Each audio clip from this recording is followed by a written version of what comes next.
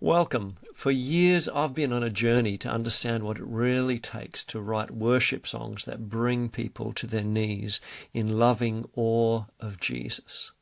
And I want to share that journey with worship songwriters all over the world who are hungry to go deeper and who have the grit, the determination and the courage to pursue it. My name is Ray Badham. Welcome to this show. I've been writing songs for many, many years, and I've also had the privilege of teaching songwriting for over 25 years. Through that time, I've been on a journey to understand what worship truly is, that it is a meeting with God.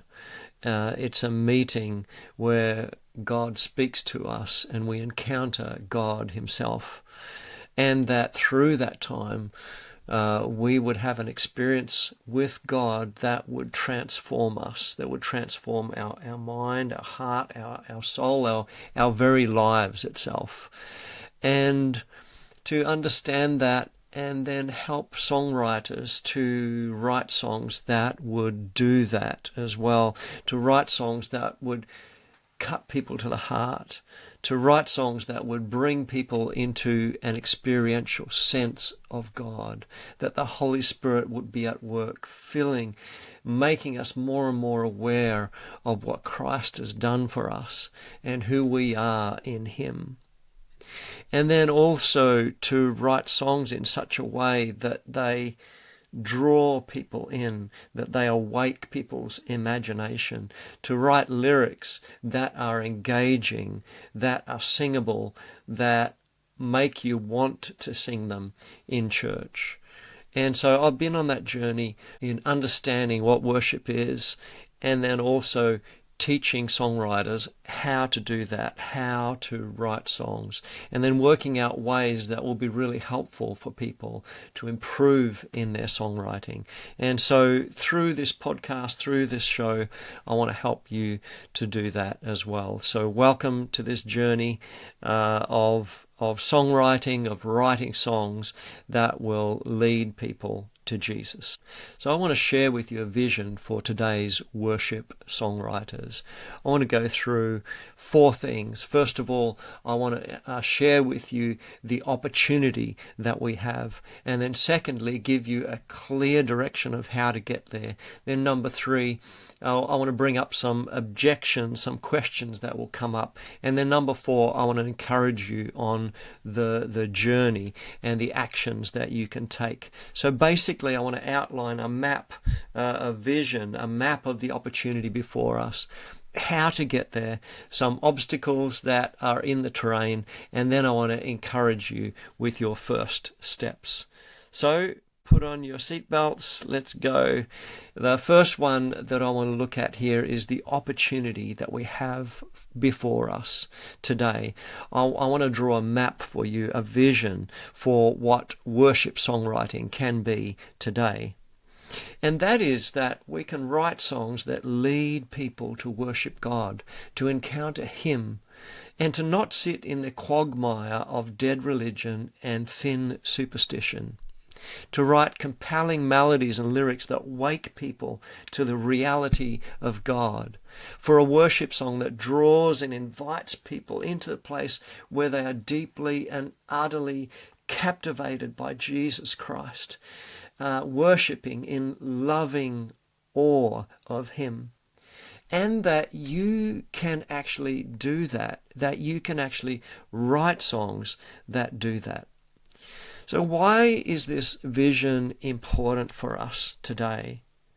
I believe that the middle is getting bigger, all right, in 2 ways. The middle of the charts, let's say, it's getting bigger, charts in terms of what's popular, what's not popular, but also the middle of actual impact in worship. This middle is getting bigger. That the middle, in terms of lyrics, lyrics that are cliche and using worship tropes, the melodies that are generic and that are first come or top of mind type melodies, it's not helping us.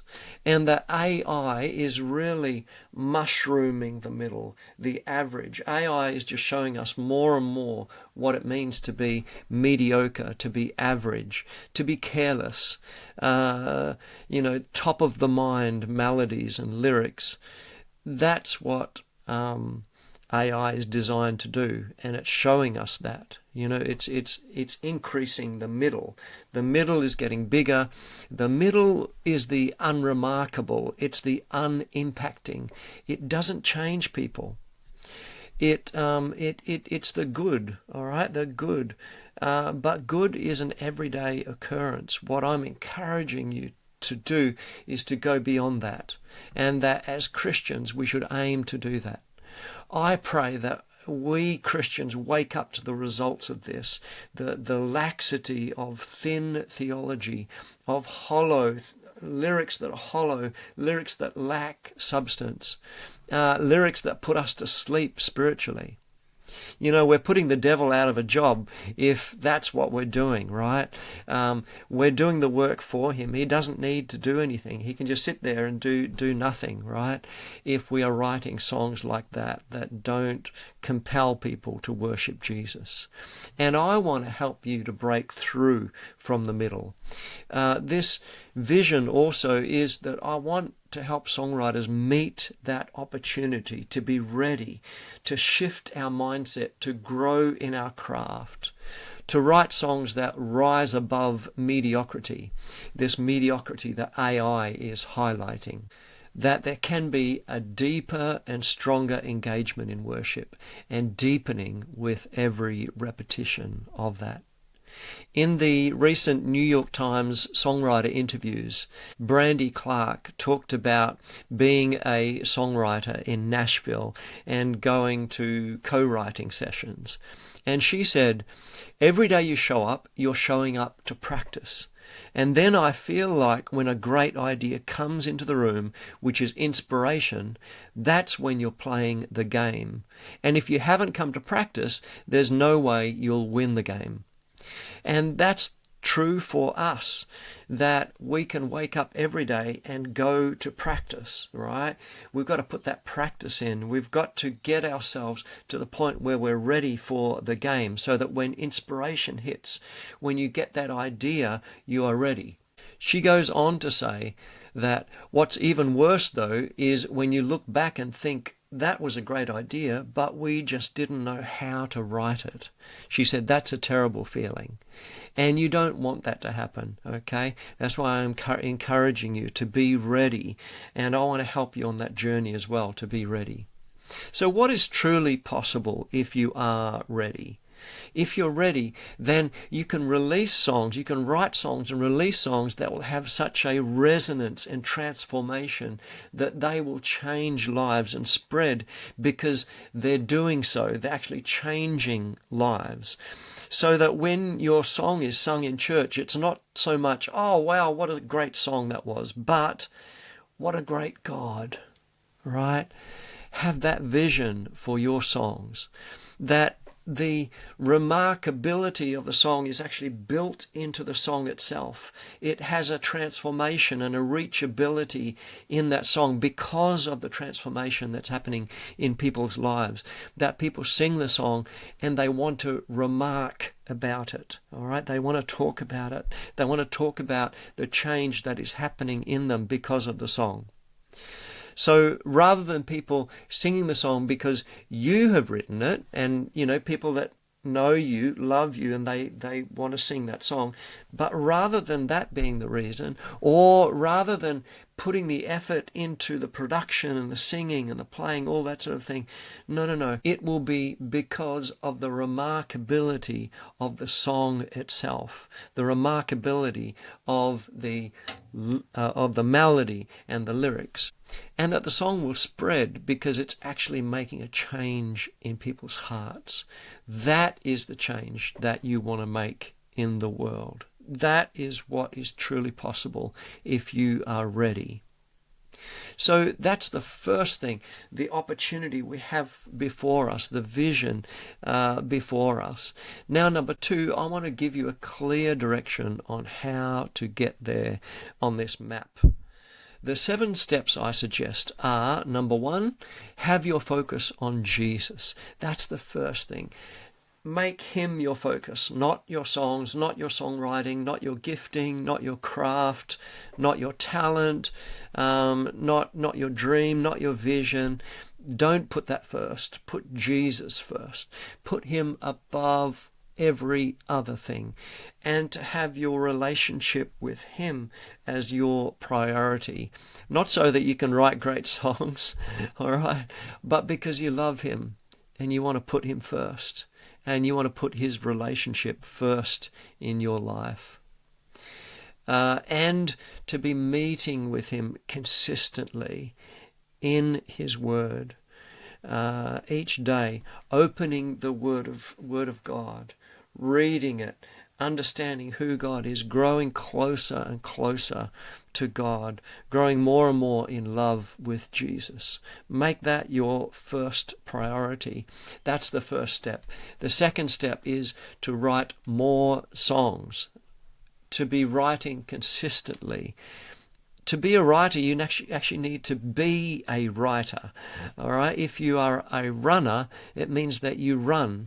And so to be a writer, it means you need to be writing. The more songs you write, the more consistent you are in your writing, the better you will get.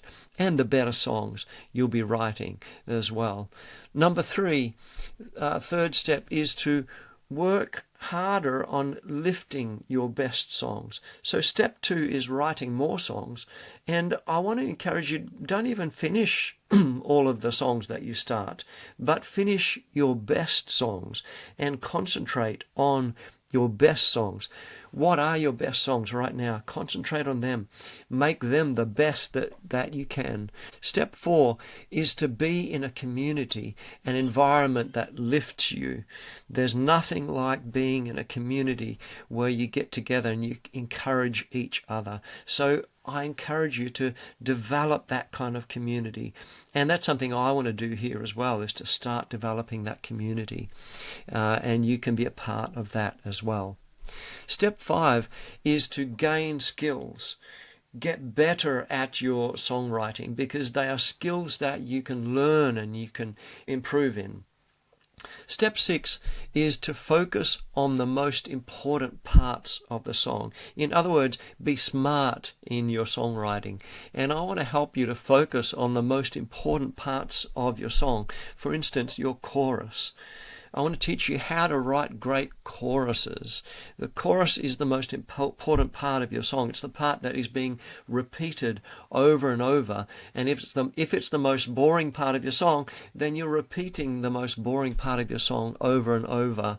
So see that the chorus is the most important part of your song, and concentrate on that. Make that part of your song the best that it can be, and the best part of your song. Also, in further miniature, is to concentrate on your title. The title is your miniature elevator pitch for a song. It's saying what your song is in 3 words, or 4 words, or 2 words. Can you capture that song in a title that is captivating, that is remarkable? All right, so aim to do that. Focus on the most important parts of the song. And then step 7 is to focus on the most important element, which is the rhythm of your melody. Yes, it is lyrics. That's really important. When we're leading people in worship, that is of ultra importance. But without a compelling melody, those lyrics will go nowhere.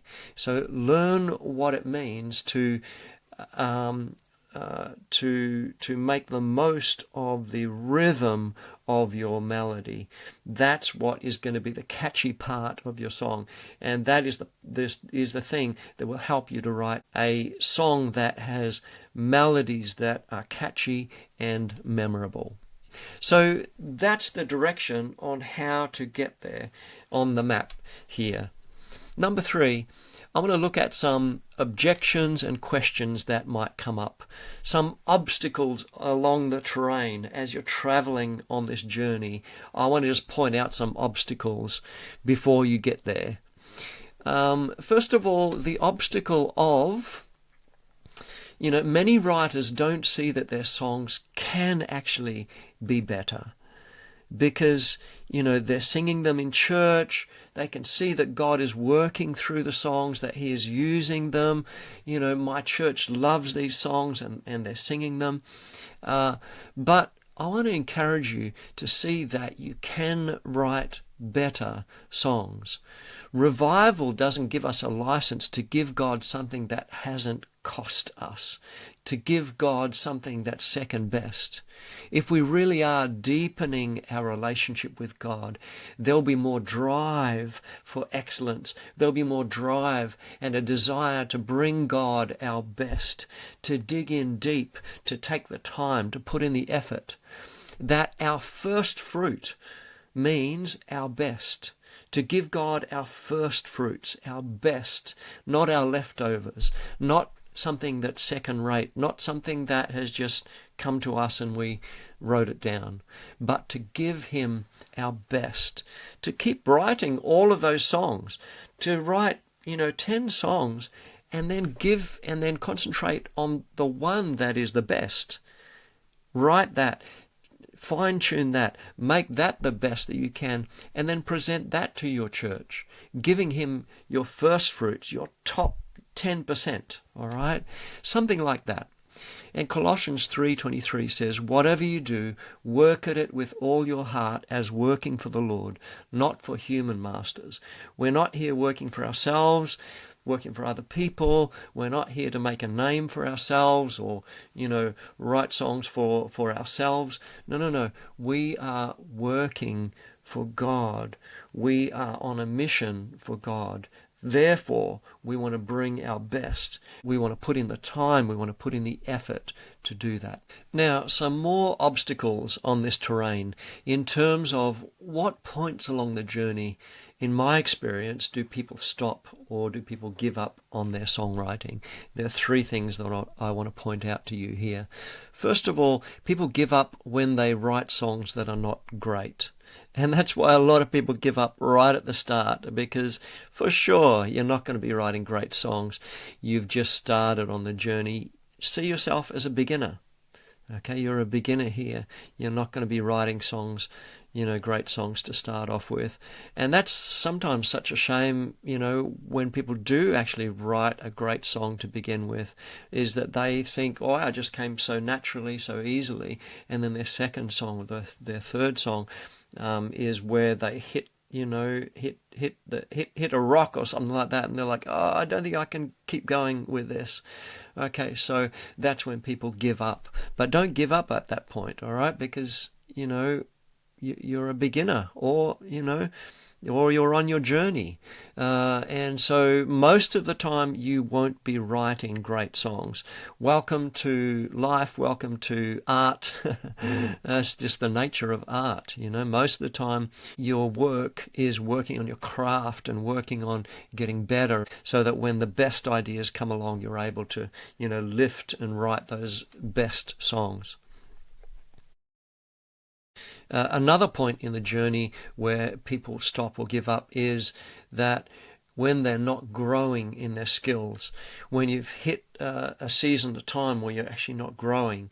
And I want to encourage you to see it that way, to see that, these are skills that you can learn, and that the more skill you have, the more you can do, the more options you have, the less stuck you are.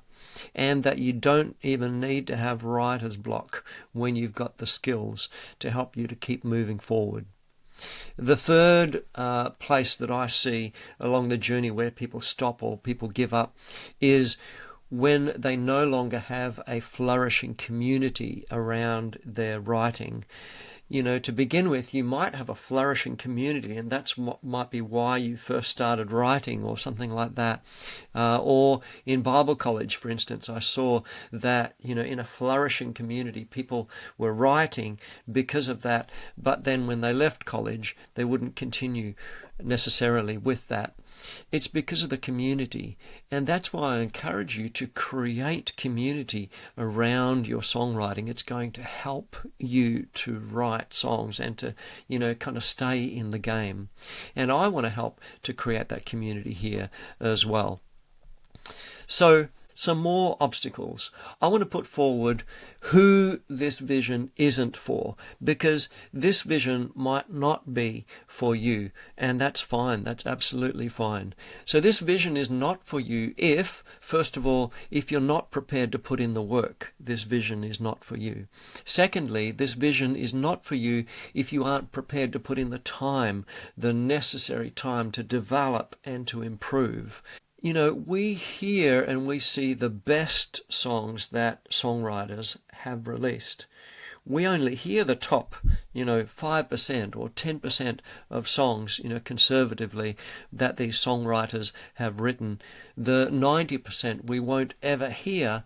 And that's the nature of writing, is that we need to put in the time to write the 90% of songs that us developing our craft. In the New York Times songwriter interviews recently, Josh Osborne said that in Nashville, he's talking about Nashville songwriters, and he said that in Nashville you'll write 200 songs a year, and if you're lucky, any one of them gets cut if you're lucky. So that's the nature of things. And so be prepared to put in the time to develop your craft. And then thirdly, this vision is not for you if you are aiming for the romantic ideal of something falling out of the sky, fully formed. We have this spiritualized, ideal of spontaneity, that spontaneity equals spirituality. But I don't think that's the case at all. For sure, sometimes songs come to you in one go, and that's amazing, that's wonderful when that happens, but we have over-spiritualized that. And, really, we've spiritualized that, kind of going, if that happens, then God gave you that song, or that song is holy, or that song is anointed, or something like that. But I want to say that top of mind is usually not the best. And so they're usually not the best songs. For sure, sometimes it happens. That's wonderful. We all love that, when that happens. But it's rare. Let's not keep using that as an excuse to not put in the time necessary to write great songs.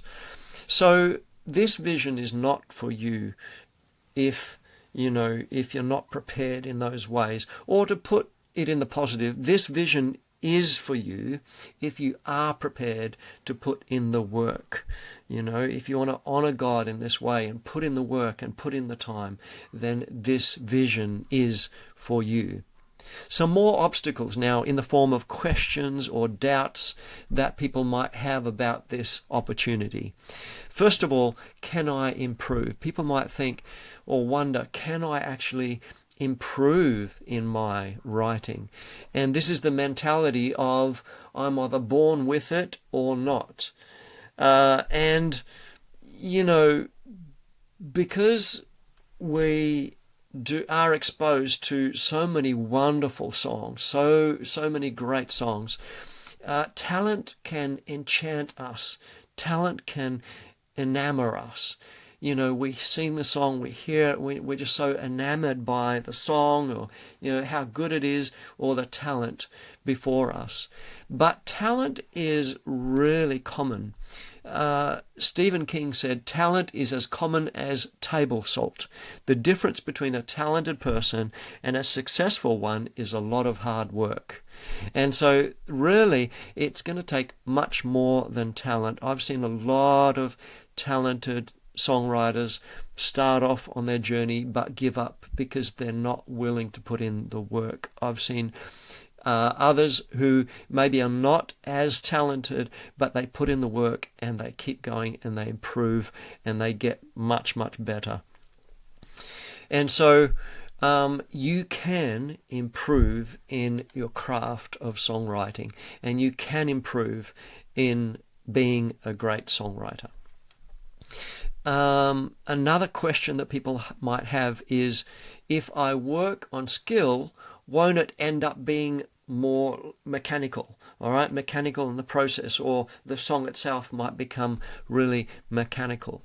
Well, I want to say that there are a lot of mechanical things going on when you're writing. You know, you pick up a guitar, you know, you're playing it, you know, there's change that chord, you know, and there's a lot of thinking going on as well. You shouldn't stop thinking while you're writing, but, you know, be engaged in, you know, your body and your emotions and your mind, and that there are a lot of mechanical things going on when you are writing. That's not a bad thing, and it's reality. Some people have that hesitation with you using a rhyming dictionary because they think, oh, that'll end up being mechanical. Well, I want to say that you're using a mechanical process anyway to come up with rhymes. You know, you're going through your mind trying to think of rhymes. But the good thing about a rhyming dictionary is it does all of that mechanical work for you. And by using something like that, you actually have more options so that your rhymes end up being less cliche. They'll feel more authentic, organic, because you actually have a lot more options to work from. And the same with developing your craft. Let's say with melody, if you learn techniques that will help you develop your melodies, it won't be mechanical. It'll, you know, well, mechanical is at the moment because you're only limited in what you can do. But if you have more ability, then you have more scope. You've got much more options. And then you've got more options for, you know, the better melodies that you actually end up with, and the melodies that feel more authentic and more organic. You've just got a whole lot more options for you if you work on your skill. The third question that people often have is, can the songs I write be improved? Because a lot of people, when they write songs and they first start writing and then they go back in, they want to improve the song, they can't actually do it because they don't have the skills, they haven't worked up their skills. And that just takes time, takes a little bit of time. And I want to help you with that as well. You know, when Adam was placed in the garden, God created the garden to begin with, and then placed Adam in the garden to cultivate the garden. God said in Genesis 2, to cultivate it. In other words, to make more of what it is. God planted the garden, put Adam there, but he didn't put Adam there to just kind of, you know, leave it as is. No. He wanted Adam to make it better than what it is. And so when God gives you an idea, he's expecting you to be a songwriter, to work on your craft, to take that idea and to cultivate it, to work with it. He didn't want Adam to leave the garden as is. He wanted him to extend it out, to make it even more beautiful. That's why he put Adam there. And that's what God wants us to do with our gifts and our talents as well. And when we get an idea, not just to leave it as is, you know, we get the idea and, you know, that's it. No. Don't leave it as it is, but actually harness your creativity more. Harness the skills of melody writing, of lyric writing. Develop those skills and cultivate the ideas that you have. And the songs that you write can actually be better and better the more skills that you learn and that you apply to your songwriting. Okay, so now some more obstacles in the form of limiting beliefs. Here are 3 common limiting beliefs that I find. Number 1, if it doesn't happen, there must be something wrong with me. I'm not talented enough, I'm not anointed enough, I'm not called enough. And so this is this sort of thinking, limiting belief that, you know, if you don't write a song that's awesome to begin with, you know, or you haven't written a song that other people love or something like that, then there must be something wrong with you because you see it in action in other people's lives. Well, that's a limiting belief. And it doesn't need to be like that. And that's not reality either. Another limiting belief is, number 2, is I'm not a musician. And so if you are a singer and, not a musician in terms of playing an instrument, I want to say you are a musician, because if you're a singer, you're singing music, you're singing melody. So therefore, your instrument is your voice. You are a musician. And as a singer, you are sometimes even better positioned to write melodies than musicians are, because for musicians, they've been playing the instrument, over and over. Melody ideas come to them, but often they're not prepared to take those ideas and work on them. As a singer, you can really concentrate on top lining, which is lyric and melody writing, and that's really what songwriting is. And you can improve that, because as a singer you can really lean into melody, learn how to write melody, learn the craft, the art of writing melody, and how to improve your melody, concentrate on the rhythm of your melody, and you can really improve your melody writing skills. The third limiting belief is, I'm not a theologian, therefore I won't even try. Sometimes because we're told over and over that we need to be writing songs that are theological, that are biblical, it often inhibits people or stops people wanting to try to be a songwriter. But I want to say, because you are a Christian, you are a theologian, or, really you could say everybody is a theologian, everybody has thoughts about God. And what I want to encourage you to do is simply to think about the lyrics that you are writing, and to read your Bible every day, because what you're doing then is that you are storying your life in the Bible, and you're thinking and all that sort of thing, you are storying it in the Bible. And that way, when you write lyrics, just stop and think about them. Does this make sense or not? That's all you need to do, and that can take you a long way.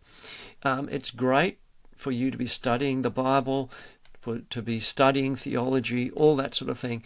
I'm not saying don't do it, but I'm just saying don't let that stop you from being a songwriter. Colossians 3:16 says, let the word of Christ dwell in you richly. And that's what I would encourage you to do, to let the word of Christ dwell in you richly, to read it, to meditate on it. That's the best way to develop as a theologian.